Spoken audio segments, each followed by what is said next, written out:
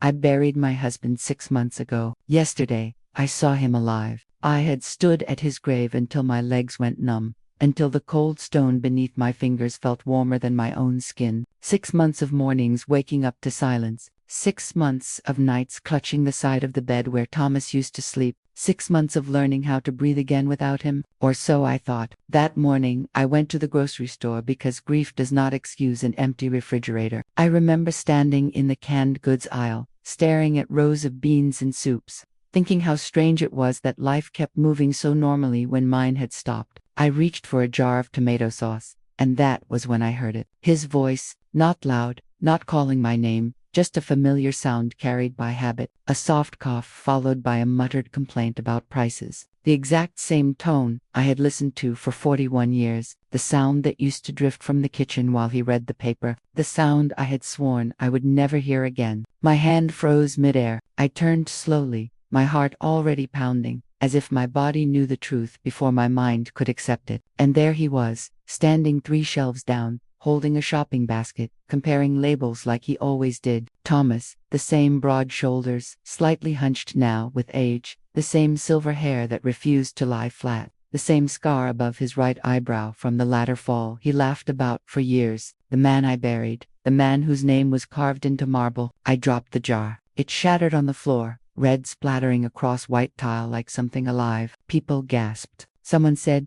"Ma'am, are you okay?" I did not answer. My feet were already moving. "Thomas," I cried, my voice breaking apart as it left my throat. "Thomas, it is me." He turned. For one terrible, hopeful second, I expected recognition. I expected shock. I expected his face to light up the way it always did when he saw me after a long day. Instead, he looked confused, genuinely confused. "I am sorry," he said slowly, carefully, as if speaking to someone fragile. "I think you have me mistaken for someone else." The words hit harder than the sight of him. Mistaken, as if 41 years could be mistaken, as if I had not memorized every line of his face in the dark. "No," I whispered, stepping closer. "No, Thomas, it is me, Eleanor, your wife." He took a step back. That movement hurt more than anything. Thomas never stepped away from me. Not once, not even during our worst arguments. "My name is Daniel," he said. "Daniel Brooks. I do not know you." His voice was the same,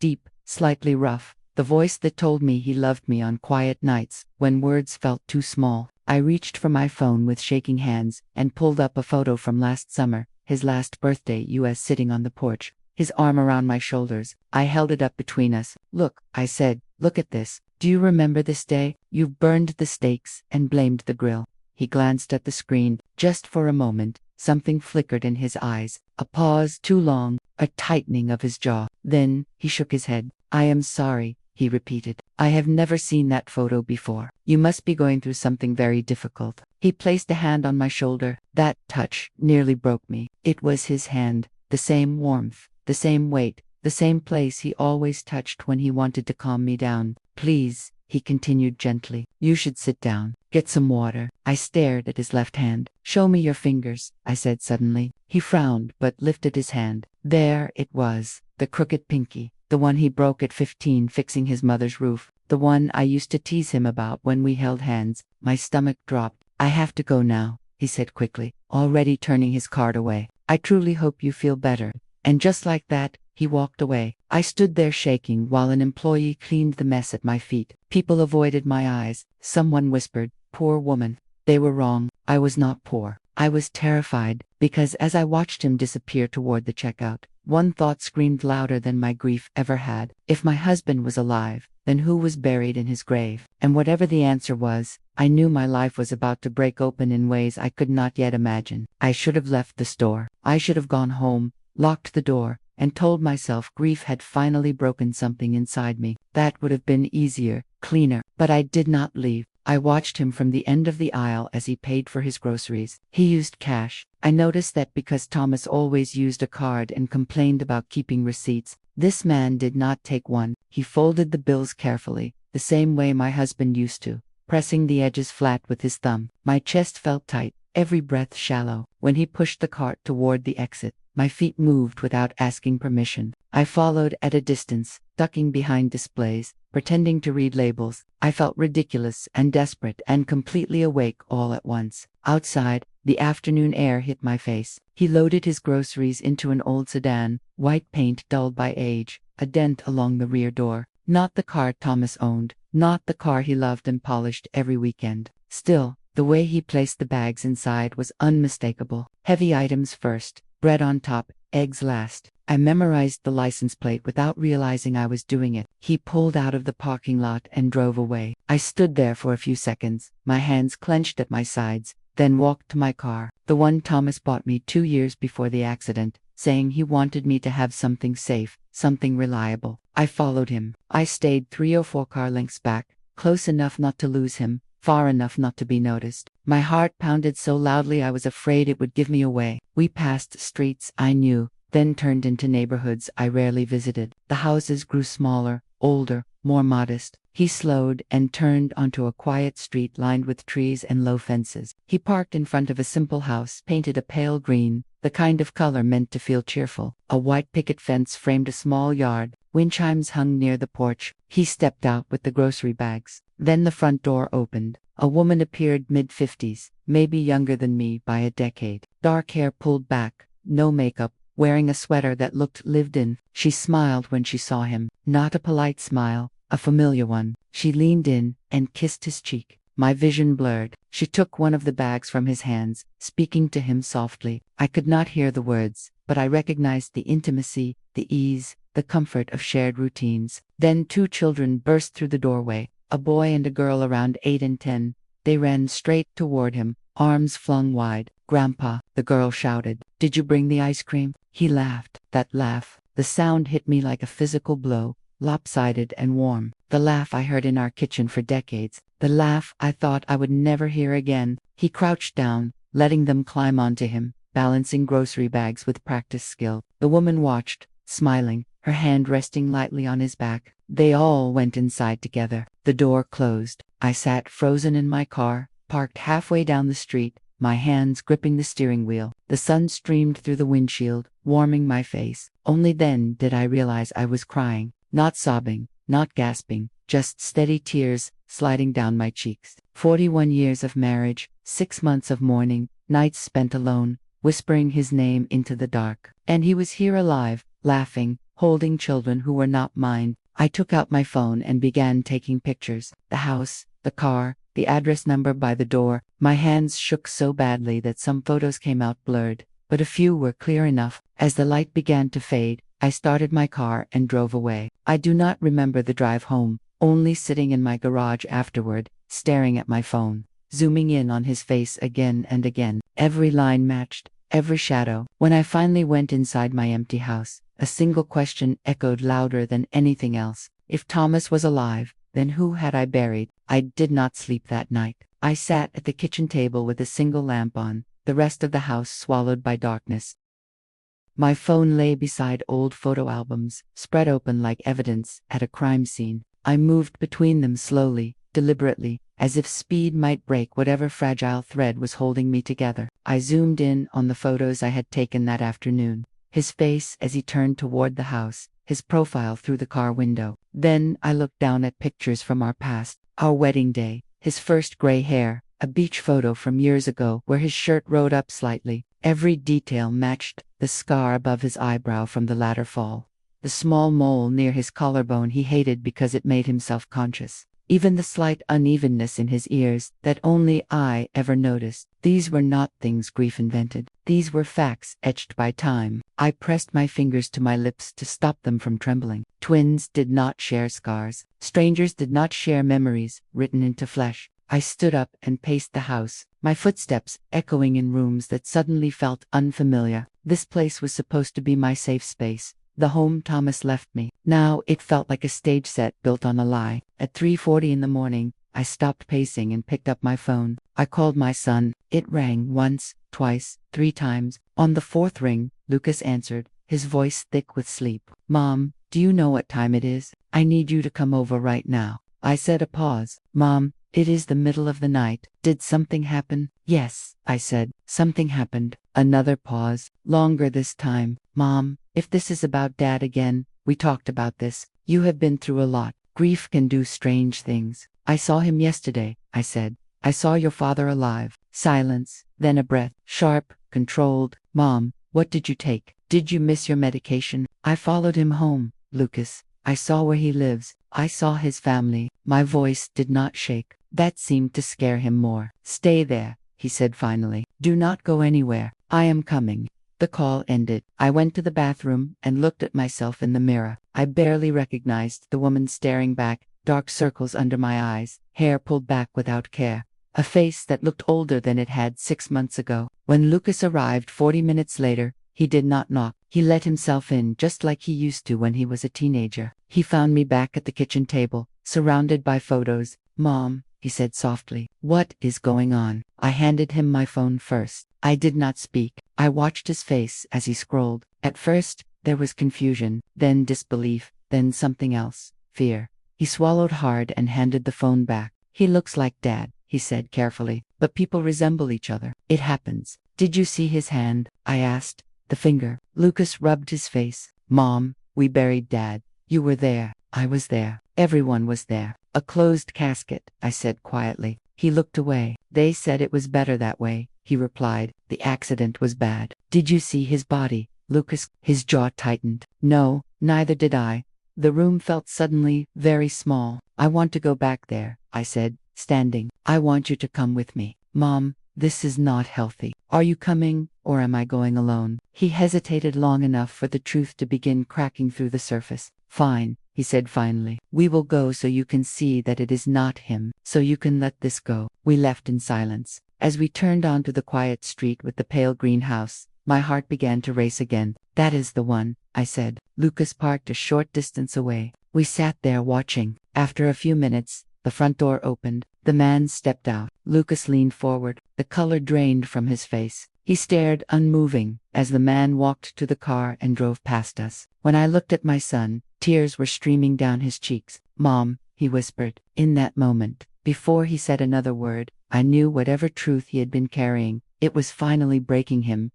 Lucas did not start the car. He sat there gripping the steering wheel, his forehead resting against it, his shoulders shaking. I had seen my son cry before, when his first marriage failed, when his dog died, but never like this. This was not grief. This was collapse. Mom, he said finally, his voice, I am so sorry. Those words landed with terrifying clarity. Sorry meant guilt. Sorry meant knowledge. Sorry meant this was never just in my head. Tell me, I said. My voice sounded distant even to myself. Tell me right now. He lifted his head and looked at me. His eyes were red, raw, filled with something I had never seen in them before. Shame. Dad did not die in that accident. The words hung between us, heavy and final. I did not scream. I did not gasp. Some part of me had already crossed into a place where shock could no longer reach. I simply nodded once.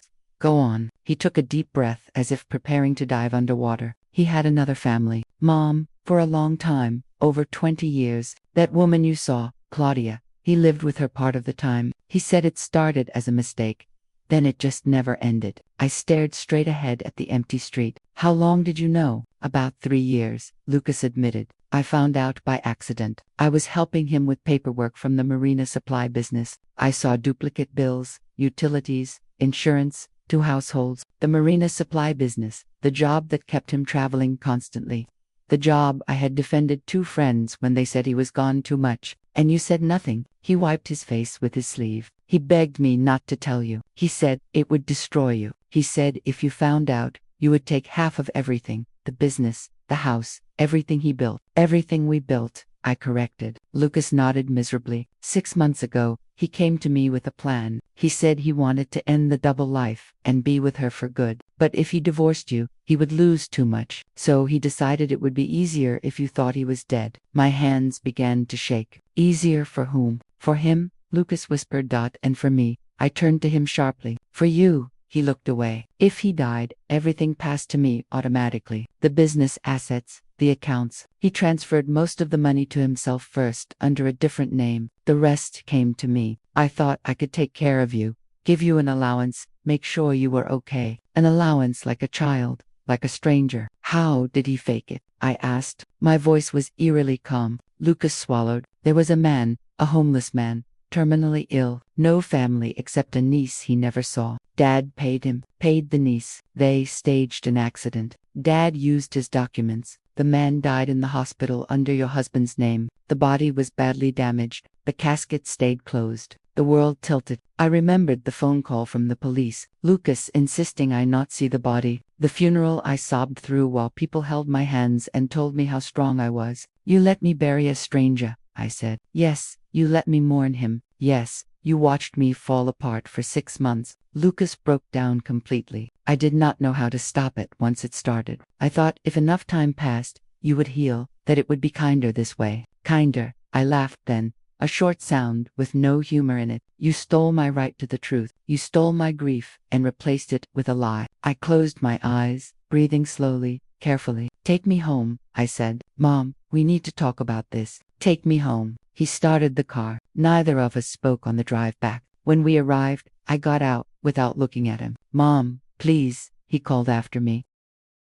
I did not answer. Inside my house, I sat on the edge of the bed and looked around at the life I thought I had lived. 41 years of loyalty, of compromise, of believing in the man beside me. It had all been a performance. And now that I knew the truth, one thing was clear. I was done being the woman who cried in silence. Whatever came next, it would not be forgiveness. It would be reckoning. For 3 days, I did nothing. I did not call Lucas back. I did not answer his messages. I watched him pull into my driveway twice from the upstairs window and leave again when I did not open the door. I let the phone ring until it stopped, then ring again. 41 years of loyalty had trained me to always respond, to always fix things. This time I chose silence, not the silence of fear, the silence of calculation. I slept little, but I was no longer pacing or crying. Something inside me had shifted. Grief had burned itself out, leaving behind a cold, steady clarity. I replayed everything Lucas had told me, not as a wife or a mother, but as a witness. Fake death, stolen identity, hidden assets, forged signatures, a purchased body. This was not betrayal. This was a crime.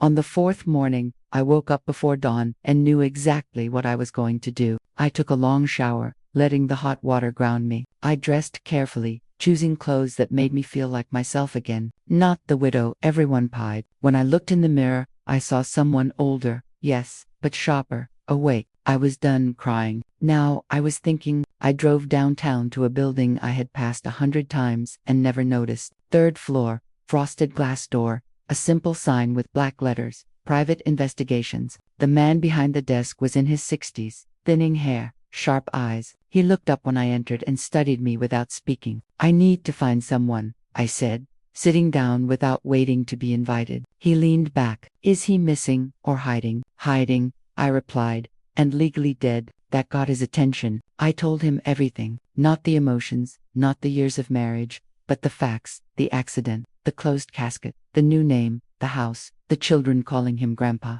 I showed him the photos I had taken. He listened without interrupting. When I finished, he nodded slowly. If what you are saying is true, this goes beyond cheating. This is identity fraud and financial deception. It will take time. It will cost money. I can pay, I said. I want proof. Bank records, property records, fake documents, everything. He named a number. I did not flinch. I wrote the check. I want the truth documented, I said. Not suspected, proven. He smiled faintly. I can do that. Over the next week, I watched from the edges of my own life. I returned to the street with a pale green house at different hours, wearing hats and sunglasses, sitting in my car like a stranger. I learned his schedule. He left every morning at the same time. He returned in the evening. Weekends were for the children, Sundays for church. A good man, the neighbors would have said. I learned the name he used, the work he did now, the modest life he pretended was new. I watched the woman touch his arm the way I used to. I watched him smile with the ease of someone who believed his past was buried. It was not. The investigator called me 7 days later. I have enough for a full report. He said, you should come in.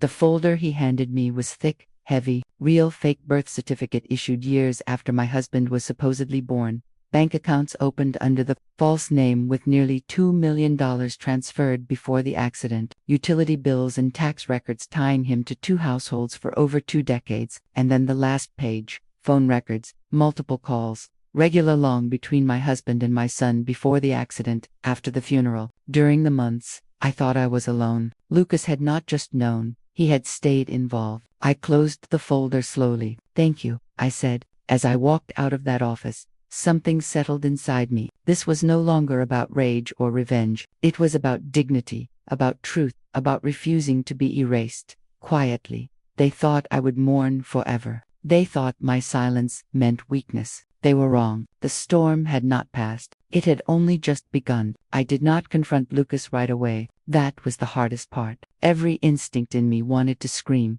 to throw the evidence on the table and demand answers. But anger rushes, strategy waits, and for the first time in my life, I chose patience over emotion. I took the folder home and read every page slowly. Bank transfers, dates, amounts, accounts opened under a name that did not exist, documents signed while my husband was supposedly dead. Everything was neat, organized, planned. This had never been a panic decision. It had been calculated. I made an appointment with an attorney the next morning, not the kind who handled wills or real estate. I needed someone who understood fraud, financial crimes, identity theft. She was direct, sharp, no wasted words. "What you are describing is a criminal conspiracy," she said after reviewing the documents. "Your husband committed identity fraud and financial theft. Your son aided and benefited. You are entitled to restitution, and there is strong ground for criminal charges." I felt a strange calm listening to her. "What do you need from me?" I asked. "A confession would help," she replied, "especially from your son. We also need proof of asset transfers and forged authorizations. If we have that, the case is airtight." I already knew where those documents would be. Lucas kept an office at the main supply warehouse. He had once given me a spare key years ago for emergencies. I had never used it until now. But first, I needed him to talk. I called him that afternoon. "Mom," he answered immediately. "Are you okay? I have been so worried." "I am tired," I said, letting my voice soften. "I do not want to fight anymore. I just need to understand everything so I can move forward." There was relief in his breath. "Of course, Mom, anything you want to know. Let us have lunch tomorrow," I said somewhere quiet. He agreed without hesitation. That night, I placed a small recorder in my purse. I practiced keeping my hands still. I rehearsed my questions until they sounded like curiosity instead of accusation. At lunch, I listened. I let him talk. I asked when the plan started, how the money was moved, who signed what, where the proceeds from the sales had gone. Each answer came easily to him now, unguarded, confident that I was still his mother, still safe. He did not notice the recorder. He did not notice that every word was sealing his fate. While we ate, my attorney and the investigator were already at work. With the evidence I had provided, they secured emergency access to financial records. The transactions told the rest of the story: forged signatures, unauthorized sales, funds wired into accounts Lucas controlled. By the time lunch ended, the trap was closed. That afternoon, my attorney filed a complaint with the district attorney. Fraud, forgery, financial exploitation, identity theft. 2 hours later, she called me. "The case has been accepted. Warrants are being prepared." I sat alone in my living room when the call ended. The house was quiet. No music, no television, just the ticking clock on the wall. I thought of the woman I had been 6 months ago, crying into an empty pillow, begging a dead man to come back. That woman would not have survived this moment. But I was no longer her. I did not feel joy or triumph. I felt resolved. The truth was no longer mine alone. Soon it would belong to the law. The first call came at dawn. It was not Lucas. It was my attorney. "They have issued the warrants," she said. "Your son was taken into custody early this morning." No resistance. I closed my eyes and let the words settle. Somewhere across the city, Lucas was being handcuffed, read his rights, led into a car in front of neighbors who once admired him. The weight of that did not feel like victory. It felt like inevitability. An hour later, my phone began to ring. Lucas, over and over.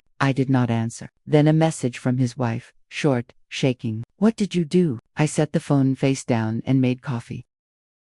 By noon, the news had spread through the family. Cousins, old friends, people who had stood beside me at the funeral, who had hugged me and said I was strong. Now, they were calling to ask questions they did not want answered. I ignored them all. At 2 in the afternoon, my attorney called again. "There is something else," she said. "The identity he is using, Daniel Brooks, it is being formally invalidated. The accounts under that name have been frozen. He has nowhere to hide." That was the moment I knew I needed to see him. Not to argue, not to explain, but to end it. I drove back to the quiet street with a pale green house. I parked directly in front this time. I did not hide. I did not watch from a distance. I walked to the door and rang the bell. It was the woman who opened it, Claudia. She looked at me with cautious politeness, the kind reserved for strangers. "Can I help you?" "I am here to see Daniel," I said. "It is urgent." She hesitated, then nodded. "He is in the backyard." She stepped aside. He was standing near the fence, tools in his hands, sleeves rolled up. For a second, he did not see me. Then he turned. The recognition was immediate. "Elena," he whispered. I held out the envelope. "These are legal documents," I said calmly. "You need to read them." His hands trembled as he took the papers. His eyes moved quickly across the page. I watched the color drain from his face. "What is this?" he asked. "What did you do?" "I did nothing," I replied. "I told the truth." He looked past me toward the house. "Does she know?" I raised my voice, just enough. "She knows now." Claudia appeared behind him, confusion on her face. "No." "What?" He did not answer. "I am his wife," I said. "His legal wife. We were married for over 40 years. The man you know as Daniel does not exist." The silence that followed was unbearable. Claudia stared at him. "Is this true?" He closed his eyes. She stepped back as if the ground had shifted beneath her feet. "You said you were widowed," she whispered. "You said you had no one." "I had someone," I said. "Me." He fell to his knees on the concrete. "Elena, please, I can explain." "No," I said. "You have explained enough. You chose deception. You chose theft. You chose to erase me." Sirens wailed faintly in the distance. "They are coming," he said hoarsely. "Yes." I turned to leave. "Elena," he called after me. "For the years we shared, for what we were." I stopped, but I did not turn around. "What we were was real to me," I said. "That is why you will never understand what you destroyed." I walked away as the sound of approaching sirens grew louder. I did not look back when the police pulled up. I did not watch them lead him away. Daylight had finally reached the truth, and nothing built on lies survives the light. Thomas died 3 weeks later. Not in the dramatic way people imagine, not in a courtroom or in handcuffs. He suffered a heart attack in the holding facility while awaiting formal charges. The call came early in the morning, calm and procedural, as if informing me of a missed appointment. He passed at 5:20 a.m. The voice said, "You are listed as next of kin." For a long moment, I said nothing. I did not feel relief. I did not feel sorrow. What I felt was distance, as if the man they were describing no longer belonged to my life in any meaningful way. "Cremate him," I said finally. "Scatter the ashes at sea. No service." There was a pause. "Are you certain?" "Yes." He had already taken enough from me. He was not taking one more performance. The legal process moved forward without him. The invalid identity was erased. The accounts were returned to their rightful status. The assets that had been hidden, sold, or transferred under false authority were recovered and redistributed by the court. What was stolen came back to where it belonged. Lucas accepted a plea deal. He was sentenced to prison time for financial fraud and forgery. Not a lifetime, but long enough to understand the cost of his choices. We spoke once after the sentencing. It was not forgiveness, it was clarity. "I love you," I told him, "but love does not erase consequences." He nodded. For the first time, he did not argue. Months passed. The house felt different, lighter. I redecorated, not to erase memories, but to claim space. I returned to the hobbies I had abandoned years ago. I traveled with friends. I laughed without guilt. I slept through the night. Grief had not destroyed me. Silence had, and truth had saved me. One afternoon I visited the cemetery where a stranger lay beneath my husband's name. I stood there briefly, not to mourn, but to close the door on the woman I used to be. That grave did not hold my husband. It held my innocence. I left without looking back. Today, my life is quieter, smaller in some ways, stronger in all the ways that matter. I no longer confuse loyalty with self-eraser. I no longer believe love requires silence. I learned that dignity is not granted by marriage or blood. It is claimed the moment you refuse to be lied to any longer. And I learned that even after betrayal, even after years of deception, it is never too late to choose yourself. That choice changes.